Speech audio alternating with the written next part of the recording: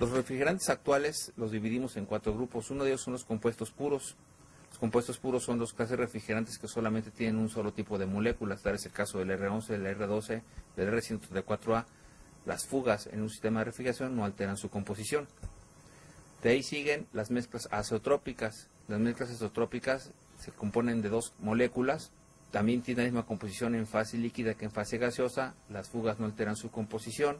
Y aquí empiezan en el número 5, la serie 500, el 501, 502. Los terceros son las mezclas azeotrópicas. Aquí aparece el número 4 y aquí ya están formados por 2 o más tipos de moléculas. Y aquí las fugas ya alteran su composición. Los ejemplos que tenemos, el R401, 401B, 409A. Los cuartos son las mezclas casi azeotrópicas.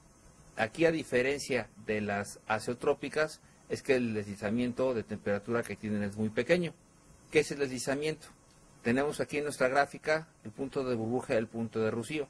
Nosotros estamos acostumbrados a trabajar con gases como el R134A, que son compuestos puros y que no varían la temperatura durante el proceso de evaporación, a diferencia de las mezclas azeotrópicas, que si se separan, tienen una variación y a eso nosotros le llamamos deslizamiento de temperatura. Son gases que no trabajan a temperatura constante debido a que es una mezcla. Son 3 gases refrigerantes independientes uno del otro, y entonces por eso tenemos el deslizamiento de temperatura, que generalmente lo vamos a tener en la parte del inicio del arranque del sistema de refrigeración. Conforme se va estableciendo la temperatura, este deslizamiento tiende a disminuirse. Aquí tenemos, por ejemplo, una de las láminas. Imagínense que son 3 cilindros de gas refrigerante. Uno de ellos es el 134A, el siguiente es el R507, el siguiente es el R409A. El 134A solamente tiene un solo tipo de moléculas, por eso solamente tiene un solo color. El R507 tiene de 2 tipos, pero aquí se separan en pares. Por eso cuando presenta fugas en un sistema de refrigeración, no se nos altera la composición. Y el R409A, este tiene ya 3, pero son 3 gases refrigerantes independientes uno del otro. Si llegamos a tener fugas, su composición una es en fase líquida y su composición es diferente en fase gaseosa. Este tipo de gases refrigerantes se deben de cargar siempre en fase líquida. Los gases puros o los gases azeotrópicos los vamos a poder cargar como siempre en fase gaseosa o en fase líquida, pero los azeotrópicos los deberemos de cargar todos en fase líquida, y como se ve, todos los que empiezan en 4 se deben de cargar en fase líquida. De lo contrario, se nos puede fraccionar el gas.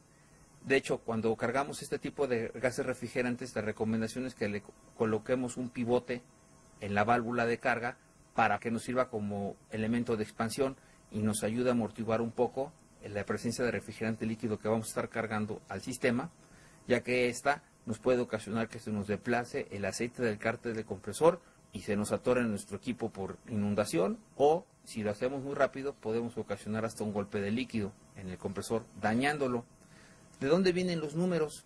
Fíjense, las letras mayúsculas que empiecen ustedes a observar en los gases refrigerantes nos van a denotar una mezcla, y en cambio la letra minúscula nos va a decir que es un gas puro y además pertenece a la familia de los isómeros. La serie 400, estamos en presencia de una mezcla azeotrópica y la deberemos de cargar en fase líquida. La serie 500 se puede cargar en fase gaseosa o en fase líquida, como el caso del 502. ¿De dónde vienen esos números? De ASHRAE. ASHRAE asigna los números a los gases refrigerantes bajo el estándar 34. De ahí se van tomando todos los números en base a las características de los gases. ¿Qué significan los números? El primer dígito a la derecha pues nos dice cuántos átomos de flúor tiene el gas refrigerante, y los demás nos van a decir cuántos átomos de hidrógeno, cuántos átomos de carbono tienen cada compuesto. La serie de los triples ceros están los metanos. La serie 100 se llaman etanos, es el 134A. La serie 400 se les llaman zeótropos, y ahí son los gases de la serie 400, como el 401A, 401B. La serie 500, ahí ya tenemos a los azeótropos, que ya son, como por ejemplo, el R507 o el R502, esos empiezan en 5, y estos los podemos cargar como si fuera un compuesto puro, fase gaseosa o fase líquida. Esta tabla que está aquí es la tabla del estándar 34. Como ustedes observarán, los gases refrigerantes con los que nosotros trabajamos tradicionalmente pertenecen a la clasificación A1, que son los que tienen la menor toxicidad y la menor inflamabilidad. Y por ejemplo, los nuevos gases, los hidrocarbonos, que son los que pertenecen al grupo A3, que son los que tienen más flamabilidad y un poquito más de toxicidad. Los sustitutos del R12, en esta lámina podemos observar 4. El R134A es el que es libre de cloro. Los otros tres tienen cloro en sus componentes y además los deberemos de cargar en fase líquida. El 401A y el 401B se lubrican con aceite aquilbenceno, 409A se lubrica con aceite mineral o con aceite aquilbenceno, y el 134A lo deberemos lubricar con aceite poliéster. En el caso del 409A, 401B y 409A, los deberemos de cargar siempre en fase líquida por pertenecer a la serie 400, y además que en este caso es muy fácil hacer la actualización. En el caso del 134A no es recomendable que si nosotros tenemos un compresor en R12 lo queramos actualizar a R134A, porque el proceso va a ser muy difícil y siempre vamos a tener contaminación cruzada ocasionada porque vamos a traer los lubricantes revueltos en el sistema. Podemos ocasionar que nuestro compresor se nos desviele. Cuando queramos hacer una actualización de esas características, lo mejor será comprar un compresor de 134A, darle un barrido al sistema e instalar el 134A. Como ustedes verán, los gases refrigerantes nuevos tienden a tener cada vez la presión más elevada. Por eso, siempre que hagamos una actualización, tenemos que tomar siempre como referencia nuestra hoja de seguridad de los gases refrigerantes, debido a que, por ejemplo, aquí ven en el caso del 409A, la presión ya se eleva demasiado. Nosotros arrancamos en una actualización de R2 a 157 PSI y podemos terminar en 197 si le metemos el 409A. Por eso la recomendación es siempre tratar de buscar, leer en nuestra hoja de seguridad cuál es el gas que nos va a ocasionar el mejor efecto parecido al que tenemos con R12 para hacer nuestra sustitución.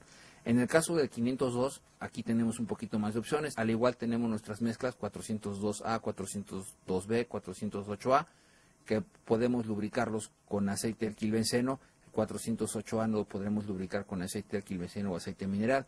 Y en el caso del 404A y el 507, estos gases, por ser libres de cloro, los tendremos que lubricar con lubricante poliéster. El 404 es una mezcla azeotrópica que lo tendremos que cargar siempre en fase líquida, y el 507 lo vamos a poder manejar como si fuera 502, lo vamos a poder cargar en fase gaseosa o en fase líquida.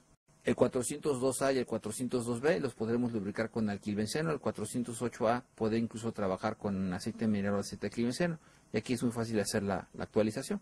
Como en el caso anterior, los gases nuevos tienden a trabajar cada vez con la presión más elevada. Por ejemplo, si estamos sustituyendo de 502 por un gas nuevo, fíjense, pasamos de 282, con 404A estaremos en 311, y con el 507 ya estaremos arriba en 321, y ya todos los gases nuevos tienden a subir la presión de la descarga.